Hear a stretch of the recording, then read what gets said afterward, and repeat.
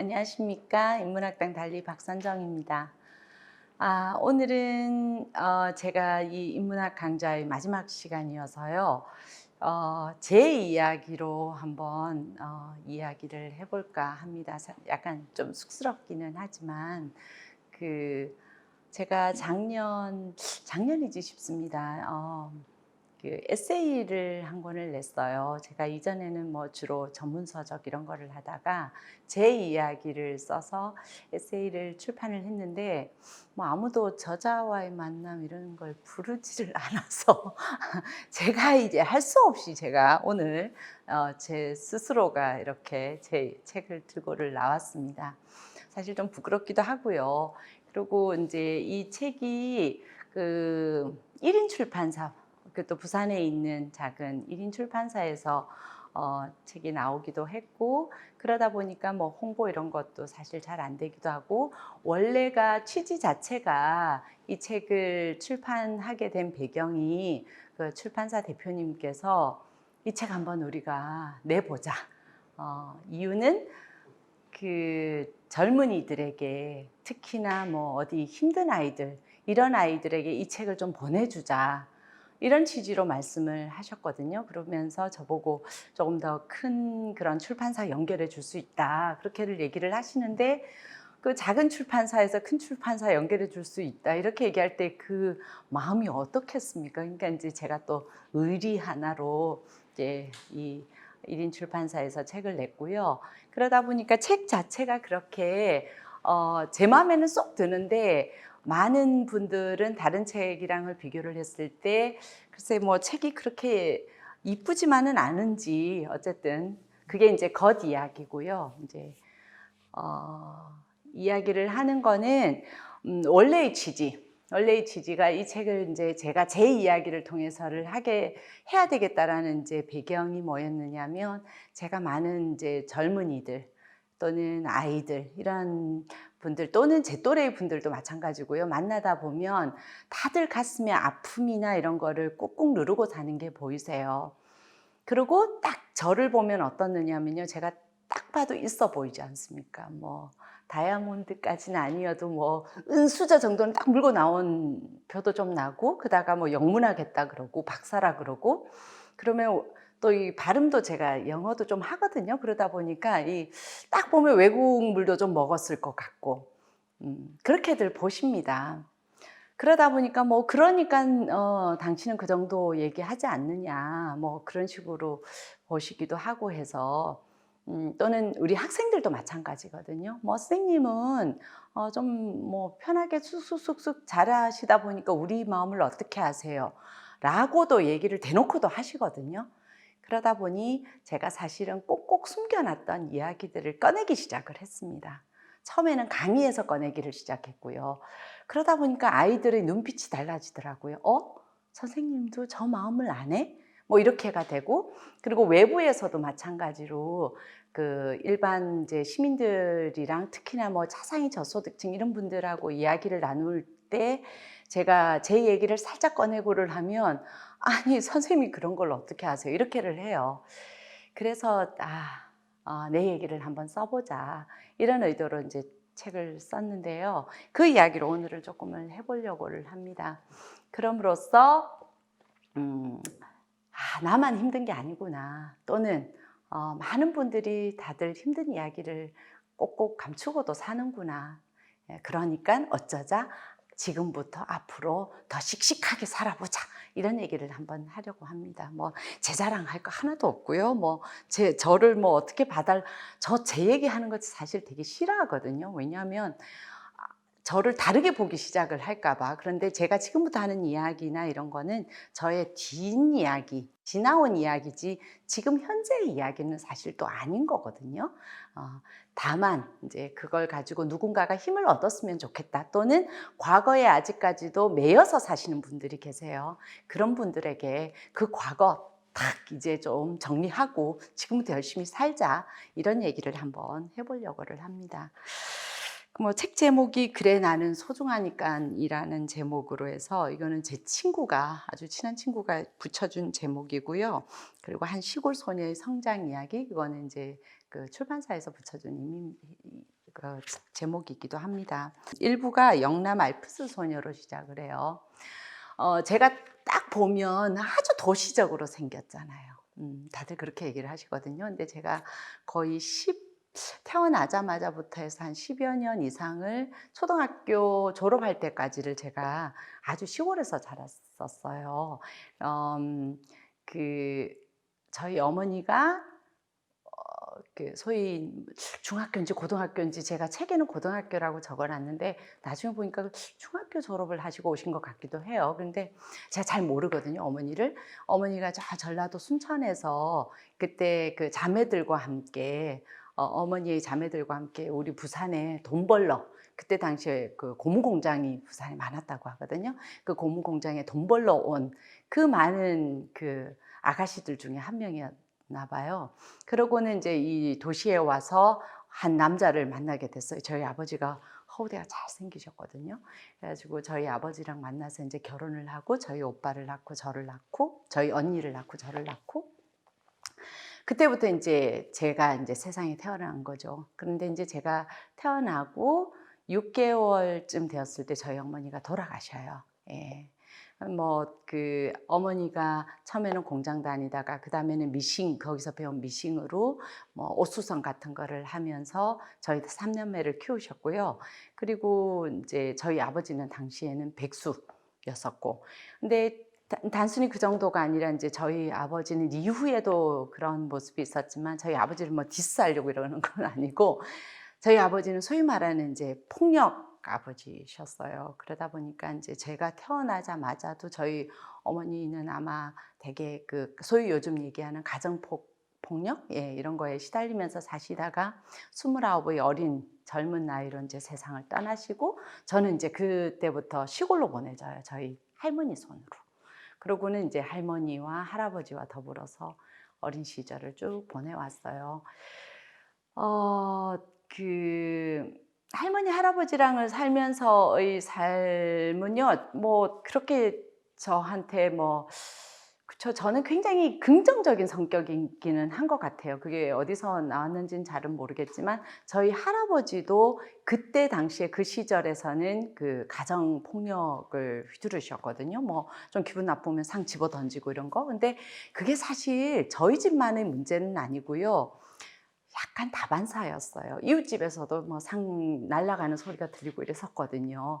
그게 이제 저는 나중에 생각을 해보니까 우리나라의 그 근현대사 있지 않습니까? 식민지를 겪고 유교를 겪고 그 이후의 가난, 이 속에서 살았던 우리 할아버지 세대의 어떻게 생각하면 트라우마가 나오는 어떤 방식이 아니었나라는 생각을 지금은 합니다. 하지만 그때 어린 심정에서는 사실은 되게 무서웠죠. 그렇게를 자라면서 제가 이제 뭘 얘기하고 싶으냐면요. 그럼에도 불구하고 저는 어렸을 때 저희 할머니는 소위 말하는 난 놓고 기억자를 모르는 문맹이셨거든요. 그런 할머니에게 컸음에도 불구하고 제가 책이라는 걸 읽었었어요. 그 시골에 사실 도서관이라는 것도 없었거든요. 그런데 저희 이제 나중에 제가 초등학교 조금 올라가고 나서 아버지가 이제 세장가를 가시면서 저희 새어머니가 저희들한테 아마 그때는 약간 뭐 강제 구매 비슷한 거였는지 뭔지 모르겠지만 어쨌든 책을 전집을 두 전집을 시골로 보내주셨어요. 네. 그 책이 제가 지금도 제목이 생각이 나거든요. 무지개 마을 12권짜리. 그 다음 아라비안 나이트. 예. 12권짜리. 정말 마르고 닳도록 읽었었어요. 그 좁은 시골이라고 하는 마을, 걸어서 읍내까지를 1시간 정도 걸어가야만, 걷는 거 말고는 방법이 없으니까 그런 시골에서 살면서도 저는 그 아라비안 나이트를 읽으면서 제가 아라비아의 공주가 되기도 하고 알리바바의 그 보물들을 몸에 휘감고 있기도 하고 그렇게 꿈을 꿨었거든요. 그래서 제가 책이라는 것을 지금도 젊은이들에게 책을 읽어라라는 이야기를 하는 이유이기도 합니다. 그렇게를 이제 자라다가 뭐 자세한 이야기는 뭐 책을 혹시 시간 되시면 보시고, 예. 그러다가 이제 그 중학교 들어오기 직전에 이제 도시로 나와요. 이제 할머니, 할아버지 손에서 이제 계속 클 수가 없으니까 도시로 나와서 그때부터 이제 도시에서의 생활을 하는데요. 역시 마찬가지 저희 아버지는 예, 그게 이제 제가 정신분석학을 공부하게 된 결정적인 이유도 아마 이런 가정 환경도 있었던 것 같아요. 도저히 이 할아버지, 저한테는 너무나 소중한 존재였거든요. 근데 왜 저렇게 가정폭력을 휘두른, 특히 저희 할머니에게, 그리고 저희 아버지, 예. 밖에서는 저렇게 존경받고, 존경까지는 아니지만 어쨌든 굉장히 다들 인물 좋고 뭐 예, 선하고 뭐 예, 호남이고 뭐 이렇게를 하는 저희 아버지가 왜 가정에서는 저렇게 폭력을 휘두르고 폭언과 폭행과 이런 거를 휘두르는지, 그런 거에 대한 어떤 궁금증, 인간 도대체 내면에 뭐가 있길래, 그런 게 아마 제가 이후에 영문학을 하고 나서도 정신분석학이라는 공부를 계속해서 했던 이유가 아닌가라는 생각을 합니다. 이게 공부가 중요하다는 거죠. 그러니까 단순히 어떤 상황을 그냥 받아들이지 않고 이해를 하기 시작을 하면은요, 나중에 되면은 그렇다고 용서가 되는 거는 아닌 것 같아요. 용서와 이해는 다른 것 같아요. 저는 지금은 이해는 다 하거든요. 용서는 다른 문제인 것 같고요. 예. 이제 그런 의미에서도 책이라든지 인문학이라든지 공부라든지, 그 공부가 무슨 학위를 위한 공부가 아니라 끊임없이 질문하는 태도는 중요하다는 생각을 합니다. 그래야만이 예, 이게 이제 세상도 이해하고 나도 이해하면서 조금 더 긍정적으로 앞으로 나갈 수 있는 게 아닌가라는 생각을 하고요. 그래서 제가 지금도 인문학 강의를 하는 것 같습니다. 예, 중학교 시절, 예, 뭐, 아버지의 폭력과 사실은 되게 힘들었습니다. 고등학교 최악이었었고요. 그런데다가 이제 더 최악이었던 것은 대학교를 제가 실패를 했거든요. 그 집에서 가라고 하는, 예, 그 이제 나와서 딱 직업이 정해져 있는 그런 대학을 갔었어야 됐는데, 제가 실패를 하면서부터 정말 추락하는 곳에 날개가 있는가라는 그런 생각까지를 할 정도로, 그때 당시에 저희들, 지금도 사실은 우리 젊은이들에게 대학은 예, 중요하죠. 근데 그때는 뭐 대학 말고는 방법이 없다라는 생각을 사실은 하던 시절입니다. 근데 지금 생각해 보면 왜 그래야 되는가라는 생각이 들어요. 왜 그랬어야 됐지 뭐. 그게 이제 우리가 세뇌되었던 것은 아닌가라는 생각을 합니다. 그래서 어쨌든 대학을, 제가 원래 원했던 대학을 짠 하고 떨어지거든요. 떨어지면서 제가 딱 처음으로 찾아간 곳이 수녀원이었습니다. 그때 당시 이제 저랑 친했었던 본당 수녀님, 뭐 젊은 수녀님이 계셨는데, 한밤중에 제가 수녀 문을 두드렸어요. 수녀님, 저 수녀님 될 거예요. 그랬더니 수녀님이 대학 떨어진 게 없냐고 대번에 맞다고. 그 한두 명 오는 게 아니랍니다, 그게. 근데 스님 저를 되게 좋아하셨는데 뭐라고 딱 냉정하게 얘기를 하셨냐면, 대학을 당당히 붙고 나면 그때도 수녀가 되겠다 생각이 들면 그때 와라 그러시더라고요. 그러고 나서 이제 제가 후기 대학을 갔는데요. 대학 붙고 나니까 마음이 역시 달라져 가지고 안 갔거든요. 어쨌든 그때는 심각했었습니다. 네. 그때 제가 우리 스님께서 받아들여 주셨으면 지금쯤 어디에서 제가 아주 수도 생활을 열심히 하고 있을 수도 있는데, 인생은 그렇게 여러 갈래 길인 것 같습니다. 수녀님조차도 노를 했을 때의 그때 그 암담함. 왜냐하면 대학은 떨어졌고 저희 집에서 재수라는 것은 없고, 그런데 그때 당시로서는 아마 지금도 많은 젊은이들이 그럴 것 같습니다. 그게 이제 사회에 의해서 제가 늘 얘기하는, 인간은 나의 욕망을 욕망하는 게 아니라 타자의 욕망을 욕망한다고 얘기하지 않습니까? 나의 욕망이 아닌 거죠. 내가 저 대학을 들어가서 그 다음 어떻게 되는지 어떻게 합니까? 사회가 가야 된다고 얘기를 하니까, 그리고 내 주변에 있는 많은 사람들이 가야 된다고 얘기하고, 가지 않으면 마치 나고자처럼을 얘기를 하니까, 나는 인생의 나고자인가 보다. 그렇게를 하다 보니까 이제 저랑 같이 아주 친한 친구가 있었어요. 그 친구도 같이 대학을 떨어졌거든요. 그 친구도 하는 얘기가, 집에 들어가 본들 나는 맞아 죽는다. 내 생각에 저도 맞아 죽을 것 같고 야 맞아 죽는 것보다는 우리 그냥 곱게 아름답게 떨어지는 낙화처럼 우리 죽자. 둘이서 그 추운 발표가 났을 때가 겨울이거든요. 추운 겨울에 그 광안리 바닷가를 갔었죠. 예. 그 모래사장에다가 유서를 나름 남겨 놓고 근데 못 걸어 들어가겠더라고요. '이건 안 되겠다. 우리 저 방파제 쪽으로 가서 뛰어들자.' 갔는데 이게 바닷물이 너무 차가워 보여 가지고 지금은 제가 웃으면서 얘기를 하지만 당시에는 심각했었습니다. 예. 그 친구가 지금도 서울에서 저랑 종종 만나는 친구인데 그 시절 얘기를 하면서 지금은 깔깔거리고 웃어요. 그리고 "그때 우리가 안 죽길 잘했다."라고 얘기를 하기도 하지만 아 지금 혹시 고뇌하는 젊으신 분들 또는 인생이 너무 힘든 제 또래의 어른 여러분들 예 '지금 안 죽기 잘했다.'라는 생각을 나중에 하실 수 있습니다. 조금 힘든 거 한번 견뎌내 보시면 좋겠고요. 자 그렇게 해서 저희들이 다시 살아났습니다. 저희 친구는 저희 친구대로의 갈 길을 가고요. 맞아 죽지는 않았습니다. 저도 맞아 죽을 줄 알았는데 어유 맞아 죽지는 않고 그리고 제가 인제 새롭게 간 곳이 간호대학이죠. 이게 인제 사실 간호대학이라는 조 사이에 전문대학이라는 글자가 들어가 있거든요. 저희들은 그게 하나의 갓이에요. 아마 전문대학을 나오신 분들은 그 전문이라는 말만 들어도 여기가 팍 아프지 않을까라는 생각이 듭니다. 왜냐하면 우리 사회라고 하는 곳이요. 대학을 레벨별로 쫙 나누죠. 그 가장 아래에 있는 게 전문대학이었습니다. 제가 학교 다닐 때만 해도. 지금도 그러지 않을까라는 생각이 드는데 그러다 보니 그러다 보니 제가 지금은 무슨 일을 굉장히 앞장서서 하려고 하냐면요. 이 대학의 레벨화.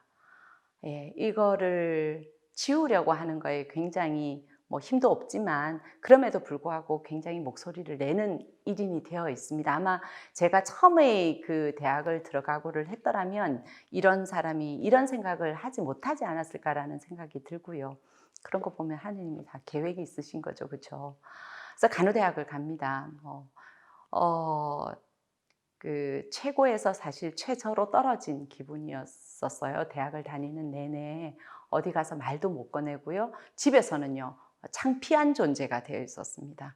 집에 있으면은 인제 더 힘드니깐 저 때부터 제가 밖으로 돌기 시작을 했었습니다. 그 밖으로 돈다라는 게 그때 당시에 제가 대학을 딱 들어갔을 때 김수환 추기경님이 뭘 하셨냐면 한마음 한몸 운동이라는 걸 만드셨어요. 그래서 주보에 딱 한마음 한몸 운동에 참여할 사람을 딱 이거 제가 갈 곳인 거예요. 이유는 뭐 좋은 일 뭐 가서 뭘 배운 아니 가출이 목적이었었습니다. 정말 순수한 마음으로 가출이었습니다. 집은 너무나 지옥 같으니까 집을 빠져나가되 이 그 아리따운 젊은 그죠. 제가 가출을 하면 이게 길이 뻔해 보이지 않습니까? 그래서 남들 보기에 그럴듯한 가출을 한 거죠. 그게 한마음 한몸 운동이었고요. 거의 제가 방학마다 다 다녔습니다. 예. 그 처음으로 간 곳이 소아영아재활원이었고 저기 어디죠? 오순절 평화마을도 가고 뭐 그런 식으로 갔는데 굉장히 제가 좋아합니다. 정말 다른 시각이었고요. 저거는 봉사의 마음이 아니고요. 같은 눈높이에서 같이 생활을 하면서 배우라는 거였거든요. 정말 많이 배웠던 곳이었습니다. 그 이외에도 산으로 그리고 주중에는 나이트 클럽으로 집에서는 이제 그 공부하는 줄 알고 도서관에서 그래서 가능한 한 집에 머무는 시간을 줄였습니다. 제가 지금도 젊은이들에게 그 얘기를 합니다. 집이 지옥이면 그 지옥을 인내하지 말라고 얘기를 합니다. 다른 방법을 선택하라고. 왜냐하면 내가 살아야 되기 때문에. 예. 집이 너무 힘들 때는 다른 식의 가출을 사실 저는 권합니다. 그리고 아이들이 우리 젊은이들이 그거 되게 좋아하거든요. 살아야 되지 않겠습니까? 그렇죠? 가정 말고도 배울 곳, 갈 곳 굉장히 많습니다. 그러고 나서 인제 제가 대학을 졸업하고 사회로 나오죠. 간호사 생활로 시작을 하고요. 그랬던 간호사 이제 생활을 하면서 소위 말하는 주경야독을 했습니다. 그 3 교대를 하면서 그 밤에 뭐 이렇게 나이트 근무를 하고도 공부하고 이런 식으로 해서 그때부터 영문학을 다시 공부를 했죠. 그렇게를 했었는데 그 중간에 이제 또 무슨 일이 있었습니다. 제가 이제 책에 써놨는 이야기인데요. 이 소위 말하는 그때 당시에 인신매매라는 게 굉장히 유행을 할 때입니다. 제가 인신매매라는 거를 당해봤거든요. 어떻게 해서 인신매매를 당했느냐? 네, 책 안에 나와 있기 때문에 자세한 얘기는 제가 뭐 다 못하고요. 어쨌든 예, 잡혀봤습니다. 갇혀보고요. 예, 근데 꼭 책 읽으신 분들이 그걸 물어보세요. 정말 그때 아무 일이 없었느냐? 우리는 결과에 너무나도 우리 인셉션 얘기할 때도 그 결과가 정말 어떻게 우리는 너무 결과에 그쵸 초점을 맞추는 거 아닌가라는 생각을 하거든요. 그 뭐 결과가 사실 썩 그렇게 중요한 것 같지는 않고요. 제가 책에는 분명히 아무 일이 없었다라고 분명히 적어놨어요. 그리고 사실 뭐 아무 일, 무슨 일, 일이 있었죠. 당연히 인신매매라는 거를 당했고 제가 구속되어 있었고 잡혀 있었고 탈출을 했고 그런 과정을 겪었었는데 그게 아무 일이 없었다고 얘기는 못하죠. 근데 그 아무 일의 의미를 제가 아니까 예, 아무 일은 없었는데요. 그럼에도 불구하고 제가 하고 싶은 얘기는 그 얘기가 아닙니다. 호랑이 굴에 잡혀가도 정말 내가 우리가 그 니체가 얘기하는 의지라고 하는 거 있지 않습니까? 삶의 의지. 이게 있다면 어떤 식으로든 저는 거기서 빠져나올 수 있다고 생각을 하고요. 정말 하고요. 그리고 또 하나 얘기는요. 설령 거기서 내가 원하지 않는 일이 나에게 닥쳤다 한들 지금 우리 사회 곳곳에서 요즘 일어나고 있는 뭐 그쵸 많은 안 좋은 일들, 정말 일어나지 말아야 하는 일들이 일어나고 있지 않습니까? 그런 부분에 대해서도 저는 그게 내가 잘못한 일이 아니라면 저는 거기서 빠져나와야 된다는 얘기를 합니다. 의외로 많은 젊은 학생들이요, 메일을 보내옵니다. 제 책을 읽고 나서 사실은 선생님 제가 이런 일이 있었습니다라고 용기 있게 얘기를 하기도 해요. 아유, 선생님도 그런 일이 있었다는데, 아유, 진짜예요? 이러면서 메일을 보내오거든요. 뭐, 우리 소위 말하는 성추행, 성폭행 이런 일들도 상당히 많습니다. 제가 뭐라고 얘기를 하느냐면요. 그게 나의 잘못이 아니면 그것은 더 이상 거기에 머무를 이유가 없다라고 얘기를 합니다. 세상에 얼마나 할 일도 많고 즐거울 일도 많은데 무엇하러 거기에 계속 매여 있느냐는 얘기를 하거든요. 내 잘못이 아니면 털어내라. 예. 사실 그걸 얘기를 드리고 싶어서 제가 저 인신매매까지를 여기다가 담은 이유입니다. 어떤 선생님은 상당히 걱정을 하셨거든요. 저 부분 때문에 나중에 책이 출판되고 나서 감당이 되겠느냐. 아유, 뭐 감당 못할 일이 뭐 있습니까? 라고 제가 대답을 했는데요. 이유가 그겁니다. 많은 젊은이 여러분 또는 의외로 이 책을 읽고 나서 제 또래의 여성분들이 저한테 얘기를 하시는 분들도 상당히 많거든요. 치유가 됐다라는 얘기도 하시고요. 겉으로 보기에 선생님처럼 그렇게 멀쩡하게 살았을 것 같은 분이 이렇게 사셨어, 이런 일도 당하셨어요 라고 얘기를 해요. 그러면서 힘을 얻으시더라고요. 제가 책을 낸 이유가 사실은 그겁니다. 저를 밟고 올라가십시오라는 얘기고요. 그리고 너무 과거가 자꾸만 트라우마라는 단어를 굉장히 많이 쓰죠. 저는 그 단어를 썩 그렇게 좋아하지 않거든요. 예. 트라우마라는 게 있을 수는 있다. 근데 우리가 상처가 생기면은 그 상처를 안 보고 싶어서 덮어버리면 그게 괴사가 일어나요. 하지만 제가 간호사여서 알거든요. 근데 그 상처를 소독하고 그 상처를 뭐 꿰매든지 아니면 거기에 있는 뭐 유리 조각이 박혀 있으면 유리 조각을 꺼내든지 하는 거는 굉장히 그 순간 고통입니다. 하지만 그거를 꺼내고 나서 약을 제대로 바르고 덮으면은요, 거기에 소위 말하는 굳은 살이 배입니다. 예. 더 단단한 살이 생기거든요. 저는 그랬으면 좋겠습니다. 우리가 트라우마라고 하는 이 단어에 너무 갇혀 사는 것은 아닌가. 그래서 과거를 오히려 억압하지 말 것, 덮어버리려고 하지 말 것, 또는 잊으려고 하지 말 것. 우리가 그 쭉 7회에 걸친 인문학 강의에서 많이 보지 않았습니까? 뭐 햄릿의 기억의 어떤 감옥 이런 데 그쵸. 그 감옥에 스스로를 두지 마셨으면 좋겠습니다. 그리고 억압하지도 말고 잊어버리지도 말고 오히려 어떻게 하라고? 저는 얘기를 합니다. 오히려 그 상처를 드러내라고. 그리고 털털 털어라고. 예. 거기에 남아있는 찌꺼기나 이런 거 다 털어내고 다시 집어넣으라고. 그리고 지금부터 또다시 상처는 만들어질 거거든요. 어찌 상처 없는 삶을 사십니까? 예, 그쵸. 그러면서 또 상처가 생기면 또 끄집어내서 털털 털고 집어넣고 또 다음 걸음으로 가면 되지 않나? 저는 그렇게 생각을 합니다. 과거에 너무 매이지 않았으면 좋겠습니다. 제가 주변에서 보는 많은 분들이 예, 그러한 삶을 살고 있는 게 참 많이 마음이 아프거든요. 그래서 그러지 말고 어쩌자고요? 예, 앞으로 가자고요. 그래서 책 제목이 나는 소중하니까이거든요. 그러니까 제가 소중하다는 얘기가 아니고 지금 책을 읽거나 이 강의를 듣고 계시는 한 분 한 분이 다 예, 내가 소중하다라는 생각, 나를 지키겠다는 생각, 그쵸? 그런 생각을 하시면서 내가 소중하듯이 거기에 나아가면 당신도 소중하니까 이라고 되었으면 좋겠습니다. 그리고 꺼중만 보고 사람들을 평가하지 말았으면 좋겠습니다. 예, 아픔 없는 사람 없으니까 서로 좀 보듬어 줬으면 좋겠고요.